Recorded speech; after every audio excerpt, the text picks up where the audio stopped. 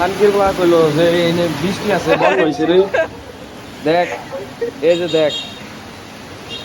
বন্যা কই যাওস এই যে দেখ সুবীর ভাইরা আলার কথা খালি গুজব ছড়াস আর পর্যটক ঘুরতে যাস না